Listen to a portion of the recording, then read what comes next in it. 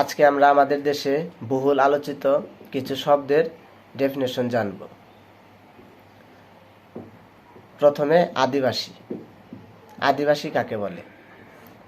যে জনগোষ্ঠীর আদিবাস ও বসবাস একই জায়গায় তাকে আদিবাসী বলে।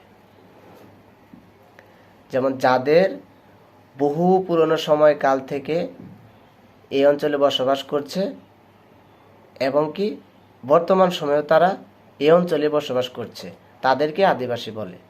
যেমন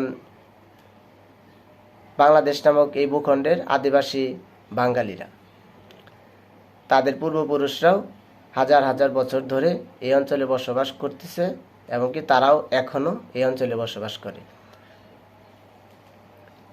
তারপর উপজাতি। যে জনগোষ্ঠীর আদিবাস ও বসবাসস্থল ভিন্ন তাদেরকে উপজাতি বলে। যেমন আমাদের দেশে প্রায় 50টির মতো ক্ষুদ্র নৃগোষ্ঠী বসবাস আছে,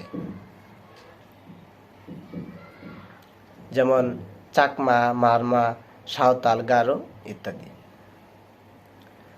তারপর হচ্ছে শরণার্থী।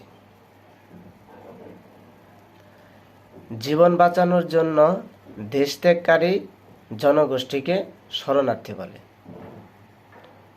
যেমন আমরা বলতে পারি আমাদের দেশে এখন শরণার্থী হিসেবে বসবাস করছে রোহিঙ্গারা। রোহিঙ্গারা আমাদের পার্শ্ববর্তী দেশ মিয়ানমার থেকে শুধুমাত্র জীবন বাঁচানোর জন্য আমাদের দেশে এসে বসবাস করছে, তাই আমরা আমাদের দেশে শরণার্থী বলতে রোহিঙ্গাদের বলতে পারি। তারপর হচ্ছে অভিবাসী।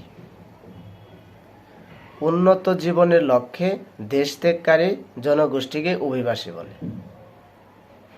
যে তারা একটা দেশ থেকে বিতাড়িত হয়নি, শুধুমাত্র তাদের নিজেদের ইচ্ছায় উন্নত জীবনযাপন করার জন্যই তাদের নিজ দেশ ত্যাগ করে অন্য দেশে তারা স্থায়ীভাবে বসবাস করছে, তাদেরকে অভিবাসী বলে। যেমন আমাদের বাংলাদেশি প্রবাসীরা। লাস্ট হচ্ছে অধিবাসী। যে দেশের নাগরিকত্ব আছে এবং সেই দেশের প্রতি আনুগত্য পোষণকারী জনগোষ্ঠী হচ্ছে অধিবাসী।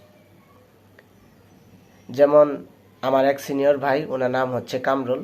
কামরুল ভাই প্রায় 5 বছর ধরে আমেরিকার সিটিজেনশিপ নিয়ে ওই দেশে বসবাস করছে।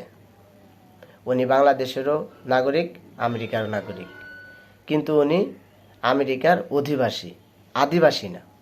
আদিবাসী হচ্ছে ওই অঞ্চলে বসবাসরত স্থানীয়রা, যাদের পূর্বপুরুষরা ওই অঞ্চলে বসবাস করেছে এবং তারাও ওই একই জায়গায় বসবাস করছে, তারা হচ্ছে ওই অঞ্চলের আদিবাসী।